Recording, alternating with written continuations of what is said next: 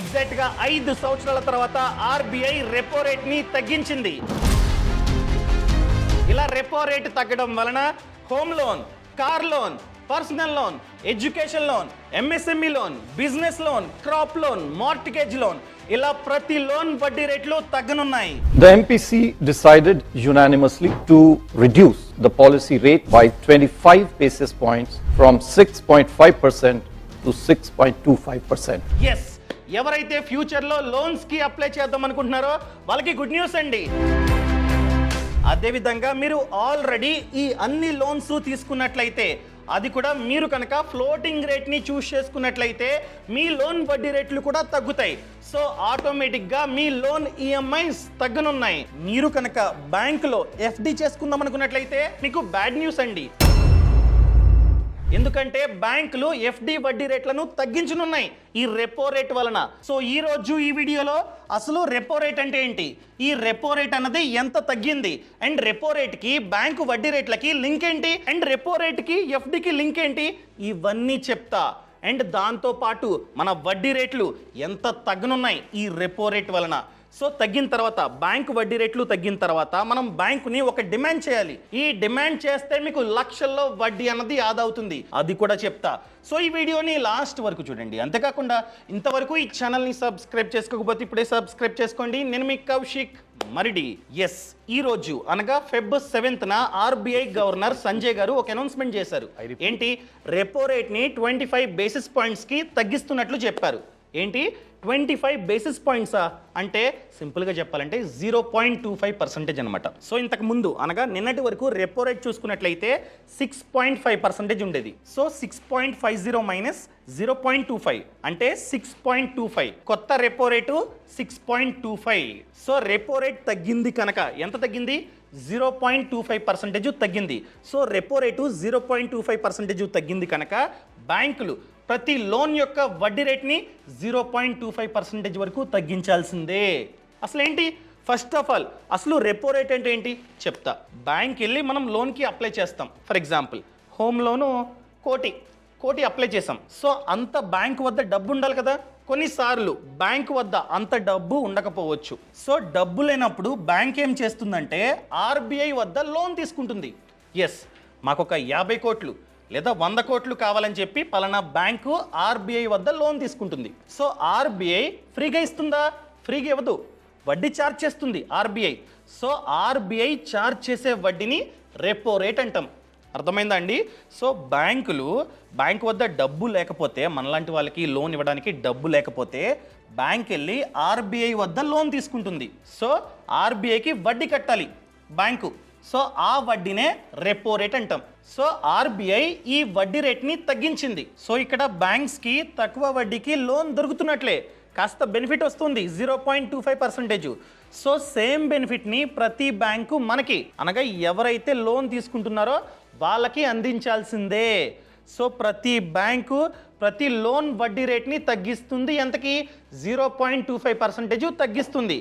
For example already loan run అవుతుంది home లోను 9% అనుకోండి, మీ home loan వడ్డీ ఇప్పుడు 8.75%కి తగ్గుతుంది. అదే మీరు ఫ్రెష్గా లోన్కి అప్లై చేద్దాం అనుకున్నట్లయితే మీ కొత్త వడ్డీ రేటు 8.75%, అంతేగాని 9% కాదు. సో వెంటనే మారుస్తాయా ప్రతి బ్యాంకు, వెంటనే మార్చవు, కాస్త టైం పడుతుంది. ఒకవేళ అది రెపో రేట్ లింక్డ్ లోన్స్ అనుకోండి, 1 to 3 months వరకు టైం పడుతుంది. సో 1 to 3 months తర్వాత అప్డేట్ చేస్తుంది బ్యాంక్, తర్వాత మారుతుంది. సో ఈ గ్యాప్లో మీరు తీసుకోకండి, బ్యాంక్తో మాట్లాడుతూ ఉండండి. డిపెండ్స్ అపాన్ బ్యాంక్ అనమాట. సో మాట్లాడి ఎప్పుడైతే వడ్డీ రేటు తగ్గిందో వెంటనే మీరు కావాలంటే లోన్కి అప్లై చేసుకోవచ్చు.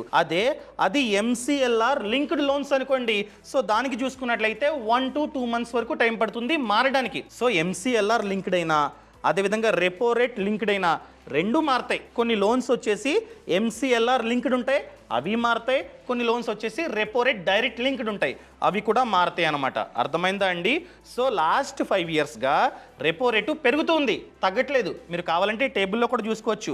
ఫర్ ఎగ్జాంపుల్ 4th డిసెంబర్ 2020లో చూసుకున్నట్లయితే 4%, 8th జూన్ 2022లో చూసుకున్నట్లయితే కాస్త పెరిగింది 4.9కి, 30 సెప్టెంబర్ 2022లో చూసుకున్నట్లయితే 5.9%కి పెరిగింది. ఇలా పెరుగుతూనే ఉంది. కానీ 5 ఇయర్స్ తర్వాత ఫస్ట్ టైం 0.25% రెపో రేట్ అనేది తగ్గింది. మీకు డౌట్ వచ్చే ఉంటుంది, నేను ఆల్రెడీ లోన్ తీసుకున్నా, ఒక 1 ఇయర్ బ్యాక్ లేకపోతే 3 months back 2 years back loan తీసుకున్నా, సో మా వడ్డీ తగ్గుతుందా?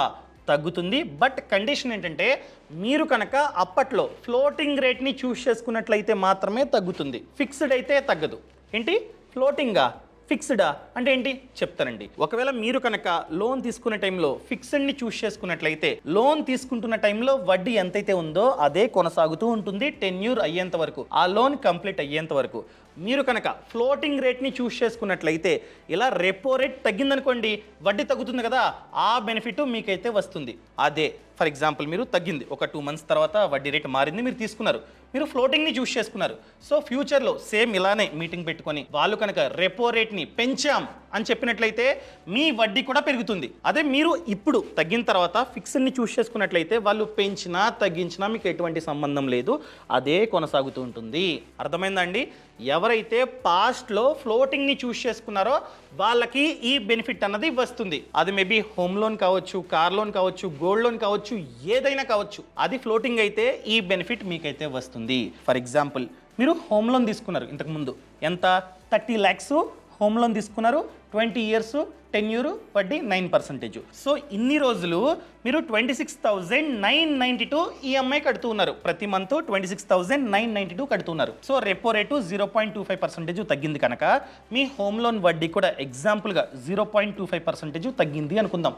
సో అప్పుడు మీ 9% కాస్త 8.75%కి తగ్గుతుంది. అలా తగ్గడం వలన మీ కొత్త ఈఎంఐ 26,511, అంటే మీకు ప్రతి మంత్ 481 రూపీస్ ఆదా అయినట్లే.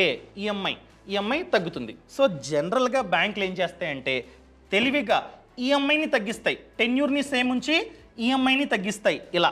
కానీ మనకి కావాల్సింది అది కాదు. నేను చెప్పింది చేయండి. సో బ్యాంక్కి వెళ్ళండి, మాట్లాడండి, తగ్గిందా అని అడగండి.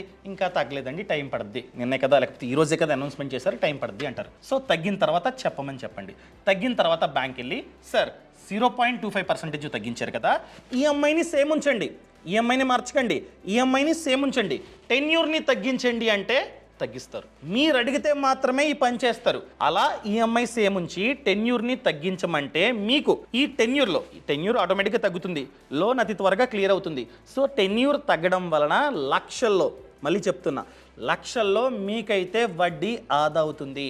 ఆల్రెడీ వీడియో చేశా, ఆ వీడియో లింక్ అన్నది కింద డిస్క్రిప్షన్లో ఇస్తున్నా. ఆ వీడియోలో ఎన్ని లక్షల వడ్డీ మనకి ఆదా అవుతుందో చెప్పా.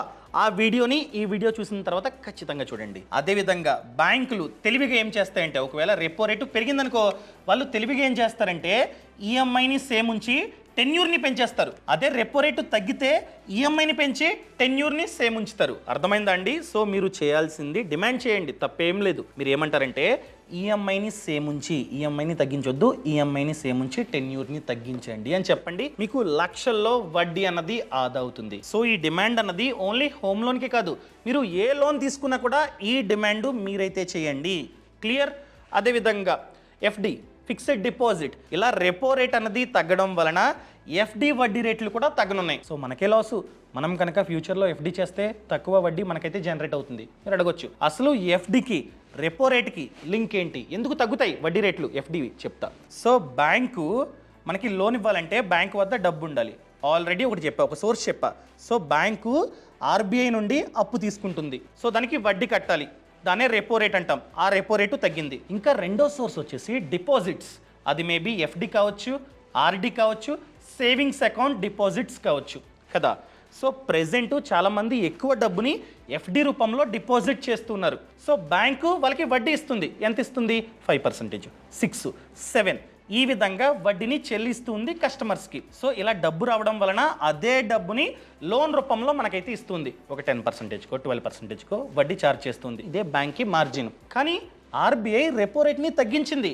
6.25%కే బ్యాంక్స్కి లోన్ ఇస్తుంది. మరి బ్యాంక్స్ అంత తక్కువకి ఇక్కడ లోన్ వస్తున్నా కూడా బ్యాంక్స్ ఎందుకు 7%, 6.8% ఇలా చెల్లించాలి కస్టమర్స్కి, ఎఫ్డీకి? తక్కువకి వస్తుంది కదా, అందుకని చెప్పి first preference going forward banks repo రేట్కి అనగా ఆర్బీఐకి ఇవ్వడానికి ఛాన్స్ ఉంది. సో అందుకని డిమాండ్ తగ్గింది కదా, సో బ్యాంకు పాయింట్ ఆఫ్ వ్యూలో కాస్త డిమాండ్ తగ్గినట్లే ఎఫ్డీస్కి. సో ఎందుకు ఎక్కువ చెల్లించాలి ఆర్బీఐ తక్కువకి ఇస్తున్నట్లయితే అని ప్రతి బ్యాంకు ఎఫ్డి వడ్డీ రేట్లను తగ్గించడానికి ఛాన్స్ ఉంది.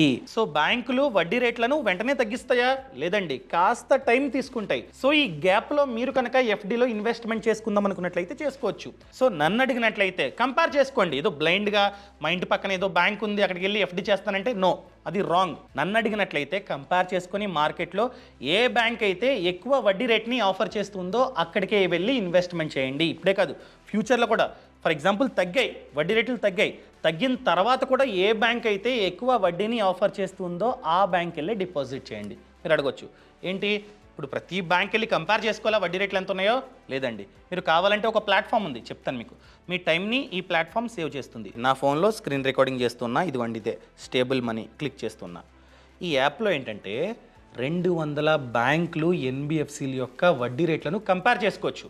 అర్థమైందా అండి? ఫర్ ఎగ్జాంపుల్ ఇదిగోండి ఇవన్నీ ఉన్నాయా? సో ఈ యాప్లో ఏంటంటే ఇవన్నీ మనం చూసుకోవచ్చు వడ్డీ రేట్లు ఎంత ఉన్నాయని చెప్పి.